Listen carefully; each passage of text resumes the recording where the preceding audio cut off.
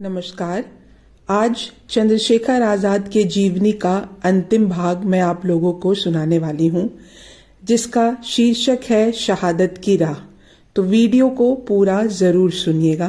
तो चलिए शुरू करते हैं। शहादत की राह। चंद्रशेखर ने 26 जनवरी 1931 ईस्वी को इलाहाबाद में दल के सभी सदस्यों को बुलाया। उन्होंने एक बैठक का आयोजन किया था। उस बैठक में भाग लेने के लिए सभी क्षेत्रों के क्रांतिकारी आए थे। सभी लोग 25 फरवरी 1931 ईस्वी को दिल्ली से कालका हावड़ा मेल द्वारा इलाहाबाद पहुंचे थे। इलाहाबाद में 26 फरवरी 1931 ईस्वी को बैठक हुई। उसमें आगामी कार्यक्रमों पर विचार विमर्श किया गया। उसके लिए धन की आवश्यकता थी। इलाहाबाद के प्रयोग क्षेत्र में एक धनवान सेठ रहता था। कहते हैं जिसके पास आजाद ने दल का कुछ रुपया जमा कर रखा था। इधर चंद्रशेखर आजाद ने यशपाल और सुखदेव राज को 27 फरवरी की सुबह 8 बजे एल्फ्रेड पार्क में बुलाया था। अतः उन्होंने निश्चय किया कि सेठ से मिलने के पश्चात वह एल्फ्रेड पार्क चले जाएंगे। अगले दिन 27 फरवरी सन 1931 की सुबह चंद्रशेखर अपने मित्र सेठ के पास पहुंचे और रुपया मांगा। कदाचित सेठ के मन में पैसा हड़पने का लालच आ गया था, किंतु उसने चंद्रशेखर को रुपया देने से मना नहीं किया। वैसे भी वह ऐसा नहीं कर सकता था। अतः उसने बहाना बनाते हुए कहा, इस समय तो मेरे पास रुपया नहीं है, मगर मैं 1-2 दिन में कहीं ना कहीं रुपये का प्रबंध अवश्य कर लूंगा। वैसे भी 1-2 दिन में मेरा रुपया भी आने वाला ही है। चंद्रशेखर आजाद को सेठ की बदनीति का पता ना चला, क्योंकि उसके व्यवहार में उन्हें जरा भी अंतर नजर न आया था। पहले भी रुपया देने में सेठ को 1-2 दिन की उन्होंने मोहलत दी थी। जब आजाद जाने लगे तो सेठ ने आजाद से कहा, आप कहाँ जा रहे हो? आज यहीं रुक जाओ। नहीं, मुझे अभी एल्फ्रेड पार्क पहुंचना है, कुछ काम है, कल आऊंगा। रुपए का प्रबंध करके रखना। इतना कहकर आजाद वहां से चले गए और सीधा एल्फ्रेड पार्क आ पहुंचे। ठीक 7:15 बजे एल्फ्रेड पार्क में एक बड़े से नीम के पेड़ के नीचे आजाद, यशपाल और सुखदेव राज तीनों आकर बैठ गए। इस वृक्ष से करीब 15 से 20 गज की दूरी पर पार्क के भीतर एक सड़क बनी हुई थी। सड़क के साथ ही एक नाला था, जिसके द्वारा पार्क में पानी दिया जाता था। उस नाले के साथ पार्क की सीमा की दीवार थी और दीवार की बाहर एंग्लो क्रिश्चियन कॉलेज की ओर जाने वाली सड़क थी। तीनों उस सड़क की ओर मुंह कर कर बैठे हुए थे। करीब 8:30 बजे यशपाल ने चंद्रशेखर आजाद से बाहर वाली सड़क की ओर संकेत करते हुए कहा, भैया देखो, वीरभद्र तिवारी साइकिल पर जा रहा है। इस पर पंडित जी ने उसे देखते हुए कहा, शायद उसकी मौत उसे यहां खींच लाई है। तीनों में वार्ता हो चुकी थी। वहां आकर एकत्र होने के 5 मिनट बाद यशपाल अपनी साइकिल पर बैठकर वहां से चला गया। चंद्रशेखर आजाद सुखदेव राज से बातें करने में व्यस्त हो गए। करीब 9 बज चुके थे। चंद्रशेखर आजाद अभी तक सुखदेव राज से बातें करने में व्यस्त थे। अचानक उनसे करीब 30 गज की दूरी पर पार्क के भीतरी सड़क पर एक कार आकर ठहरी। उसमें से 2 अंग्रेज और 4 सिपाही नीचे उतरे। 3 भारतीय सिपाहियों के हाथों में बंदूक थी। इन सभी की दृष्टि वृक्षों के ऊपरी भागों को देख रही थी। धीरे धीरे वे इधर उधर फैलने लगे। पंडित जी की एकटक नजर उन पर ही टिकी थी। तभी उन्होंने सुखदेव राज से कहा, शायद शिकारी हैं। फिर उन्होंने देखा कि एक भारतीय सिपाही, जिसके पास बंदूक नहीं थी, कार के पीछे बैठ गया। तीनों भारतीय सिपाही, जिनके पास बंदूकें थी, 2 ओर से उनको घेर कर वृक्षों की आड़ में खड़े हो गए। यह देखकर चंद्रशेखर सतर्क हो गए। उनकी यह सतर्कता उस समय और भी बढ़ गई जब उन्होंने एक अंग्रेज को अपनी तरफ बढ़ते देखा। उस अंग्रेज का दायां हाथ अपने कोट की जेब में था। चंद्रशेखर को आभास हो गया कि कुछ तो गड़बड़ जरूर है। निकट ही उनका कोट पड़ा था, जिसके जेब में उनका 32 बोर का बेबले स्कॉट पिस्तौल पड़ा था। उन्होंने आहिस्ता से अपना कोट खींचा और जेब से पिस्तौल निकालने का प्रयास करने लगे, मगर तब तक देर हो चुकी थी। वह अंग्रेज अधिकारी, जो नॉट बाबर था, वह उनसे करीब 10 गज की दूरी तक आ गया था। इससे पहले कि आजाद अपना रिवॉल्वर निकाल पाते, उसने एकदम जेब से हाथ निकालकर आजाद पर गोली चला दी। वह गोली आजाद की जांघ में लगी। फायर करते ही नॉट बाबर ने पूछा, तुम कौन हो? तब तक चंद्रशेखर आजाद अपना पिस्तौल निकाल चुके थे। इधर उनकी जांघ में गोली लगी और उधर उनकी पिस्तौल से भी गोली चल गई। नॉट बाबर भागकर एक वृक्ष के पीछे छिप गया।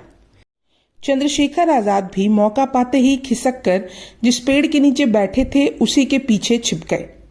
उसी समय पोजीशन लिए हुए सिपाहियों ने भी आजाद पर गोलियां बरसानी आरंभ कर दी, मगर आजाद का टारगेट वह अंग्रेज ऑफिसर नॉट बाबर ही था। आजाद तेज स्वर में चीख रहे थे, मैं हिंदुस्तानी कुत्तों पर अपनी गोलियां नष्ट नहीं करूंगा। इस गड़बड़ी में सुखदेव राज गोली चलाता हुआ निकल गया। गोलियों की आवाज सुनकर वहां लोगों की भीड़ जमा हो गई। पूछने पर पुलिस वालों ने उनसे कहा, पार्क में एक बहुत बड़ा और भयानक डाकू आ छिपा है। इधर सुखदेव राज भीड़ में घुसकर भीड़ का हिस्सा बन गए। फिर वहां मौजूद एक आदमी की साइकिल छीन ली। उस आदमी ने विरोध किया तो सुखदेव राज ने उस पर अपना रिवॉल्वर तान दिया। वह व्यक्ति भयभीत हो गया और सुखदेव राज उसकी साइकिल पर रफू चक्कर हो गए। उधर चंद्रशेखर आजाद पर गोलियों की बौछार जारी थी। आजाद लगातार नॉट बाबर पर गोलियां चला रहे थे। जब नॉट बाबर के रिवॉल्वर की मैगजीन खाली हो गई तो उसने अपनी जेब से दूसरी मैगजीन निकालनी चाहिए। इस प्रयास में उसका कंधे का कुछ हिस्सा वृक्ष की ओट से बाहर झांकने लगा। चंद्रशेखर आजाद ने तड़ से उस पर गोली चला दी। उनका निशाना अचूक था। गोली सीधी नॉट बाबर के कंधे में लगी। घायल होने के बाद नॉट बाबर की पुनः अपना पिस्तौल भरने की हिम्मत नहीं हुई। साथ ही उसे यह भी डर था कि कहीं चंद्रशेखर आजाद उसकी ओर से गोली चलती ना देखकर उसके सामने आ उसे निहत्था ना मार दे। गोलियां चलते हुए करीब 17-18 मिनट हो चुके थे। सिपाही ठाकुर बशेश्वर सिंह कार के पीछे छिपा बैठा था और वहीं से अपने पिस्तौल द्वारा फायरिंग कर रहा था। अचानक वह नाले में उतर गया और आजाद के बाईं ओर नर्सरी के पौधों की ओट लेकर उन पर गोली चलाने लगा। चंद्रशेखर आजाद ने गोली चलने के बाद उठने वाले धुएं को देखा और उसी धुएं को निशाना बनाकर गोली चला दी। चंद्रशेखर के निशाने की तारीफ पूरा दल करता था। उनका निशाना कैसे चूक सकता था। गोली सीधे ठाकुर बशेश्वर सिंह के जबड़े पर लगी और वह बुरी तरह से चीखने लगा। हाय मर गया, हाय मर गया। चीखता हुआ वह अपने टूटे जबड़े को हाथ से दबाए वहां से भागा। मगर नॉट बाबर और आजाद के बीच जिंदगी और मौत की जंग जारी थी। यह जंग पूरे 21 मिनट तक चली। चंद्रशेखर आजाद की गोलियां खत्म होने को आई। जब उन्होंने देखा कि अब उनके पास केवल एक गोली ही बची है तो उन्होंने मन ही मन विचार किया, एक गोली की मदद से इस पुलिस दल से जीत पाना असंभव है और मैं अपनी प्रतिज्ञा अनुसार जीते जी इन फिरंगियों के हाथ नहीं पड़ूंगा। यह विचार कर चंद्रशेखर ने अपनी पिस्तौल की नाल अपनी कनपट्टी से सटा दी और अगले ही क्षण धाए की आवाज के साथ चंद्रशेखर आजाद की पवित्र तथा महान आत्मा अपने नश्वर शरीर को छोड़कर आजाद हो गई। पंडित जी की ओर से गोलियों की बाढ़ आनी बंद हो गई थी, मगर पुलिस को भ्रम था कि चंद्रशेखर आजाद जानबूझकर धोखा देने के लिए गोली नहीं चला रहे हैं। उनका ऐसा सोचना भी ठीक था, क्योंकि उन्हें यह बात भली भांति मालूम थी कि उनकी एक भी गोली आजाद को नहीं लगी थी। वे यह सपने में भी नहीं सोच सकते थे कि चंद्रशेखर आजाद अपनी गोली से ही वीर गति को प्राप्त हो सकते हैं। उधर पुलिस ने हथियारबंद पुलिस का दल बुला लिया था। धीरे धीरे चारों ओर से उस वृक्ष को घेरकर हथियारबंद पुलिस का दल आगे बढ़ने लगा।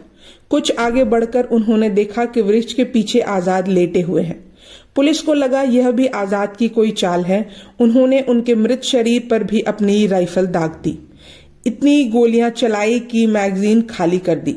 जब पुलिस दल ने देखा कि आजाद के शरीर में तनिक भी हलचल नहीं हुई, तब वह उनके निकट पहुंचे। चंद्रशेखर आजाद को मृत देखकर पुलिस वालों ने उनका शव उठा लिया। उनके शरीर के लगभग सभी अंगों पर अनगिनत गोलियां लगी हुई थी, परंतु कनपट्टी पर बस एक ही गोली का निशान था, जो पुलिस की राइफल अथवा रिवॉल्वर से नहीं चली थी। शव को एक स्टेशन वैगन में रखकर वहां से पोस्टमार्टम के लिए ले जाया गया।